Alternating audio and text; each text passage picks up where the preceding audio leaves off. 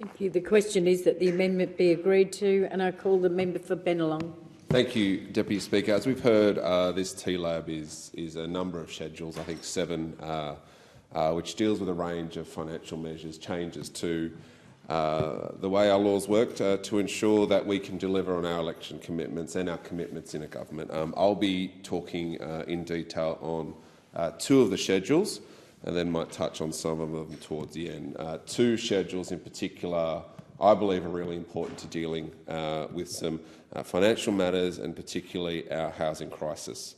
This legislation represents a crucial step forward in addressing the urgent housing crisis, and also one of the schedules deals with greater consumer protections in the buy now, pay later sector. By focusing on the critical area of build-to-rent developments and the regulation of buy now, pay later services, we're trying to create more affordable housing options for Australians and ensuring that Australians are not left vulnerable to unregulated credit practices, which seem to exist in the buy now, pay later sector at the moment. This bill is about fairness and security and a future well-being for all Australians. So, on Schedule 1, it's no surprise to anyone in this place that Australia is grappling with a housing and rental crisis. The availability of affordable rental housing is at an all-time low, and many Australians are struggling to find secure long-term rental housing. This government has made the decision on a policy front for all housing to increase supply, because we know that increasing supply is one of the best ways to help with affordability. In the last 2 years, we've introduced $32 billion in measures as part of our Homes for Australia plan, primarily to increase supply. An important part of providing more housing supply is that we provide a range of different housing types. So pervasive is this crisis that we need all types of homes in all areas. We need houses that people can buy. We need houses that people can rent. We need social housing right across the country, and we need affordable housing. We need market rates. We need non-market rates for housing. An important part of that housing mix is build-to-rent.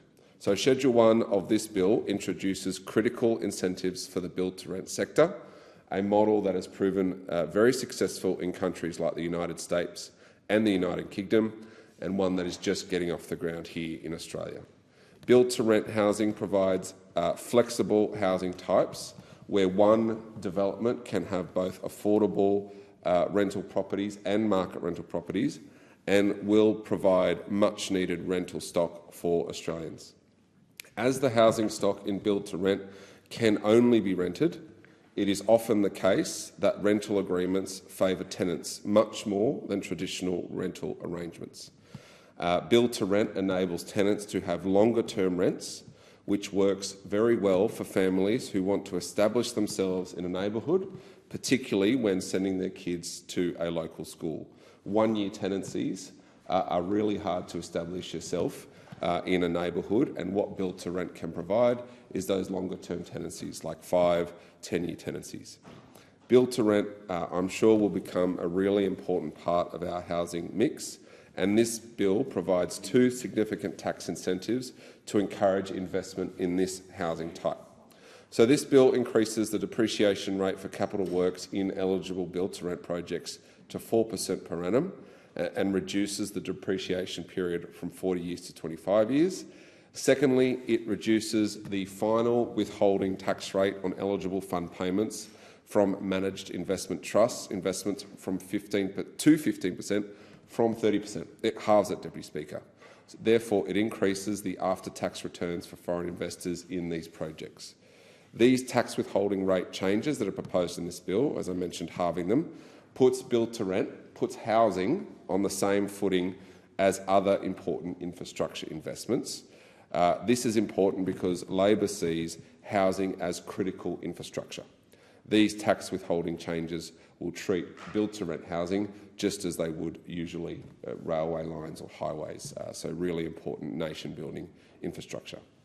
Measures in this bill are designed to make build-to-rent developments more financially attractive, encouraging an increase in rental housing supply, which we desperately need. In my electorate of Bennelong, Deputy Speaker, Macquarie Park stands as a prime example, soon to be Sydney's home of build-to-rent. The Goodman Group has proposed 2 major build-to-rent projects in my electorate, featuring a total of 1,236 apartments, retail spaces, recreational facilities and parking. These developments aim to repurpose underutilised commercial land to address housing demand. Additionally, Stockland have put forward a new proposal for their second stage of the M Park precinct in Macquarie Park to include build-to-rent as part of a commercial and residential build-to-rent housing mix. Their proposal includes approximately 485 apartments, delivering a mixed-use precinct that includes build-to-rent, retail and commercial. Since the pandemic, Deputy Speaker, people want to live close to where they work.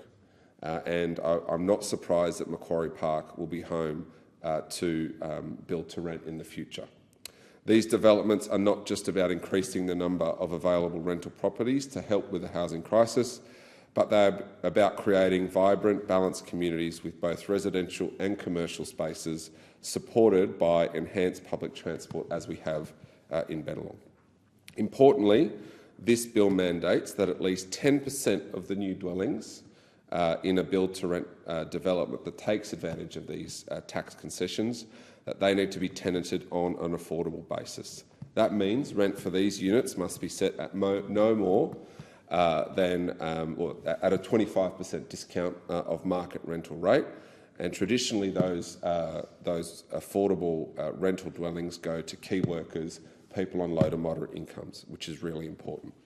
This measure ensures that more long-term affordable rental options are available, directly addressing the needs of key workers like nurses and teachers and those on low to median incomes. So by providing these tax incentives in this bill and by requiring that a portion of affordable housing form part of these developments, this bill strikes a balance between encouraging investment in this new housing type but also ensuring that the benefits of these investments are shared with the entire community. Diversity of housing is incredibly important. Build-to-rent will help with that.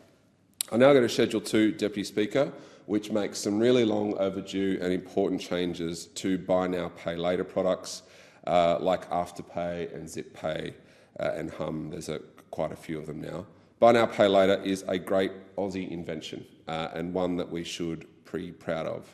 It has provided much-needed disruption in the short-term credit market, typically dominated by credit cards and in some instances dominated by payday lenders. And we've all dealt with some constituents who have had issues with payday lenders, which led to reform in that sector.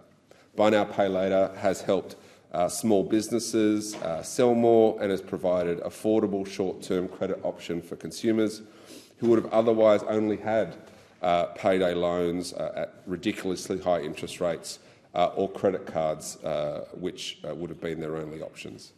However, like all good innovations, they have avoided regulation. And essentially what Buy Now, Pay Later is, it's a credit product. And rightly, the government should regulate this sector, and that's what this schedule seeks to do. To their credit, the Buy Now, Pay Later sector has worked with government to ensure that they are appropriately covered by this credit regulation. And what Schedule 2 does is it brings Buy Now, Pay Later products into line with other credit products by ensuring that they are regulated under the Credit Act. Without proper regulations, many people could face poor product disclosure, leaving them unaware of the true costs and terms of the services they use. Additionally, inadequate dispute resolution processes mean that when problems arise, consumers often struggle to get fair and timely resolutions. Excessive default fees, as we know, can quickly escalate, turning a convenient service into a financial burden. By bringing these products, these Buy Now, Pay Later products, under the Credit Act, the government's aim is to protect consumers, ensuring that they have clear information, fair resources in disputes, and that they have access to credit that does not compromise their financial stability. The amendments in Schedule 2 will require Buy Now, Pay Later providers like Afterpay and ZipPay to hold an Australian credit licence and comply with existing requirements under the Credit Act, including product disclosure, as I mentioned, dispute resolution and hardship assistance. Many of those providers are doing elements of this already, but regulating is an incredibly important step. Buy now, pay later providers will also be subject to responsible lending obligations, which is an important reform.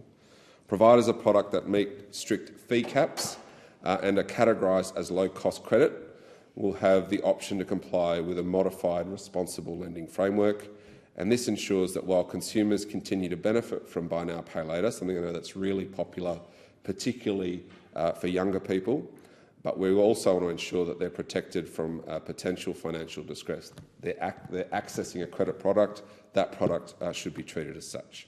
This approach provides appropriate and proportionate consumer protections while maintaining the accessibility of buy now, pay later and ensuring that the sector continues to innovate. Deputy Speaker, in conclusion, lots of people find these TLABs pretty boring and dry. There's lots of numbers, there's lots of schedules, lots of stats. But this one here today shows that we're about supporting housing, that we want to support people who are accessing credit products, and there's even measures in there to help and small business with the extension of the instant asset tax write-off. By ensuring that we encourage more investment in housing, it's about helping families right across the country, but particularly in Bennelong, who are struggling to find affordable rent. It's about helping families move into great places like Macquarie Park, having access to amazing jobs, amazing public transport and more rental housing options. And of course, as I mentioned, it will help people who use the very popular buy now, pay later services and ensure that they have some protection afforded to them by regulation. I commend